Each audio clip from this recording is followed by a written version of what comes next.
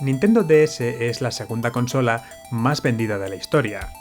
En su inmenso catálogo, casi cualquier persona puede encontrar un buen puñado de títulos que se adapten a sus gustos, y fue junto a Wii una de las responsables de la explosión del alcance del medio al nuevo público, gracias a las formas que introducían a la hora de jugar, permitiendo a multitud de personas superar las varias barreras que existían y existen para poder entrar y disfrutar de un videojuego sin tener experiencia previa.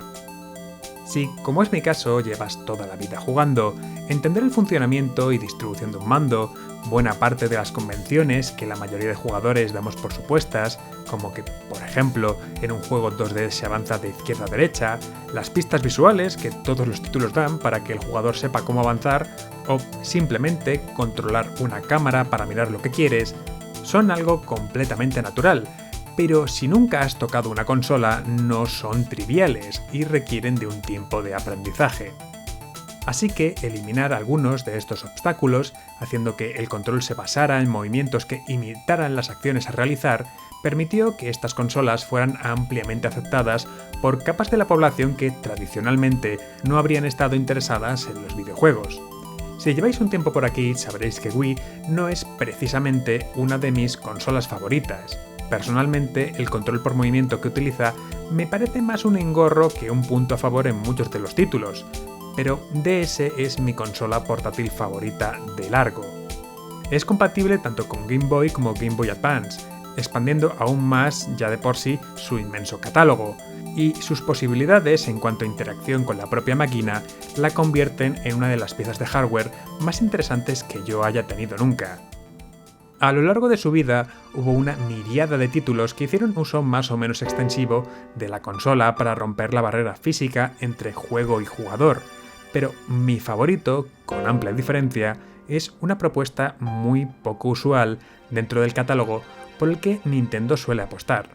Un juego adulto, con personajes complejos, llenos de grises, remordimientos y esperanzas. Una historia de la que es imposible olvidarse. Una pequeña novela negra que, en apenas 11 capítulos, convierte un destartalado hotel de Los Ángeles en un microcosmos en el que las historias de varios personajes se entrecruzan, tejiendo una red de pequeños misterios que, al unirse, crean uno mayor. Hoy vamos a hablar de Hotel Dusk, Room 215. Las grandes novelas negras tienen la capacidad de hacerte partícipe de la investigación que el personaje principal desarrolla. Al contrario que en las novelas clásicas, donde un personaje ya sabe de antemano qué ha pasado y a lo largo del libro desenmaraña el misterio para que veamos el proceso lógico que le ha llevado a descubrir la verdad, en la novela negra el personaje descubre las pistas y llega a conclusiones al mismo ritmo que el lector. Y a su vez, del investigador, normalmente solo conocemos una pequeña parte de su pasado, de forma que se produce una doble interacción entre novela y lector. Por un lado interpretamos el papel de ese policía o detective que sigue un rastro de pistas, pero también somos un observador externo que va aprendiendo poco a poco sobre los protagonistas de estas historias, su mundo y por qué son como son, porque siempre vamos a estar lidiando con personajes decadentes y abatidos por las inclemencias de su propia realidad. Hotel Dusk propone este mismo juego, pero aprovechando todas las posibilidades que pone a su disposición DS para remarcar aún más esta dualidad, el cómo somos a la vez un agente externo y partícipes de la acción.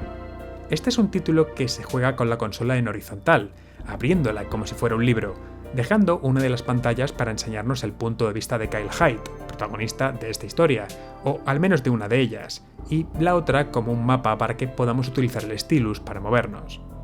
De nuevo somos Hyde, pero también somos algo externo a él. Somos, en definitiva, el lector de una novela negra. En esta ocasión encarnaremos a Kyle Hyde, un antiguo policía de Nueva York que tras un incidente en el cuerpo ahora trabaja como vendedor ambulante por todo el país para una empresa que busca por encargo ciertos objetos y con conexiones más allá de las propias de una mera agencia de compraventa.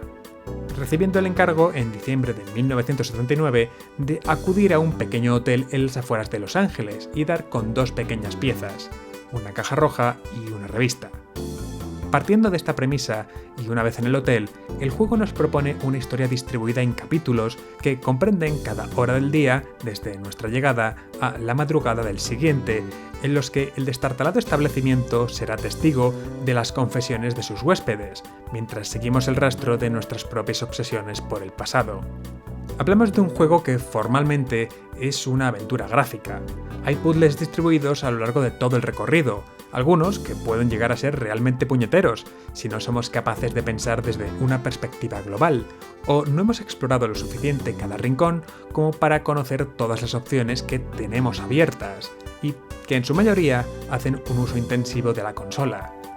Tenemos una buena parte que se basa en manipular ciertos objetos con la pantalla táctil, varios de formas que yo no he vuelto a ver, pero también unos cuantos que juegan con el micrófono, o la posibilidad de cerrar la consola para ponerla en reposo, y que son una mímica de las acciones que Kyle realiza para resolver estas situaciones, siendo un nexo físico muy potente entre el jugador y el mundo del juego. Esto también supone que vamos a encontrarnos con los inevitables bloqueos que conllevan estos acertijos o el tener que realizar ciertas acciones en un orden concreto, que, aunque durante los primeros capítulos no son escollos excesivamente grandes, con el transcurrir del día, al desbloquearse zonas nuevas del hotel, personajes y tramas, sí que pueden llegar a suponer un impasse de 1 o 2 horas hasta entender qué hay que hacer para seguir avanzando, a lo que se suman algunos puzzles o acciones durante momentos puntuales que pueden implicar el final del juego y tener que cargar la última partida que hubiéramos guardado,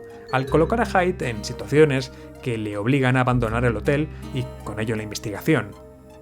En general son momentos que gritan claramente que algo así puede pasar, y no es raro que el juego nos lance un aviso previo antes de estos posibles puntos de caos automático, pero pueden llegar a convertirse en pequeñas molestias que implican cargar una y otra vez la partida. Pero realmente el motor que mantiene al jugador recorriendo los pasillos y salas del hotel es la historia. Y es que aunque tenemos estas características que acercan al juego a lo que entendemos como una aventura gráfica, fácilmente el 50% del tiempo que pasamos en este pequeño microcosmos de Los Ángeles lo vamos a emplear leyendo. La historia de este juego se desarrolla principalmente mediante diálogos entre sus personajes o soliloquios del propio Hyde, reflexionando sobre su vida, el caso que tiene entre manos u otro huésped,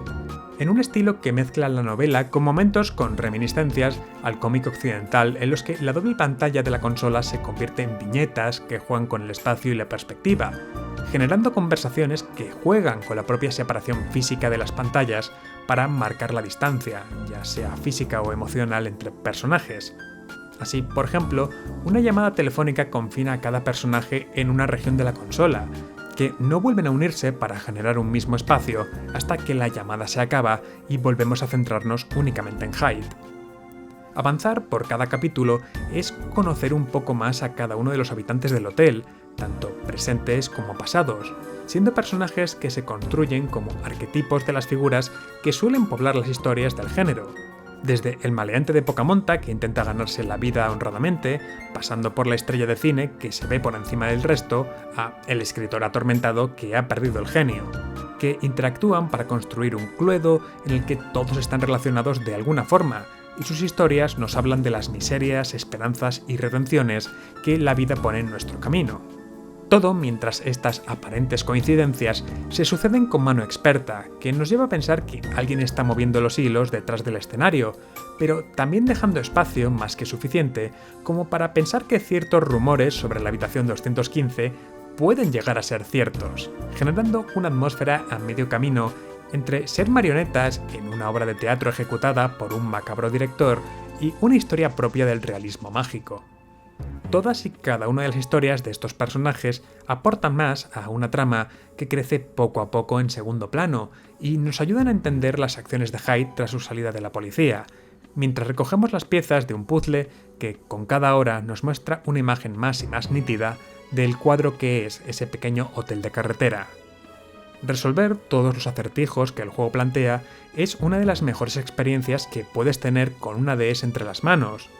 Una de esas joyas que, por pertenecer a un género minoritario, no son tan conocidas dentro del catálogo de la consola, pero que se queda contigo para siempre gracias a esas melodías a medio camino entre el jazz, el blues y la música de sintetizador de una época ya pasada del medio. Una estética deliciosa que mezcla blanco y negro con el color para marcar tiempos, diálogos interiores o sensaciones y, por supuesto, a unos personajes que brillan con luz propia.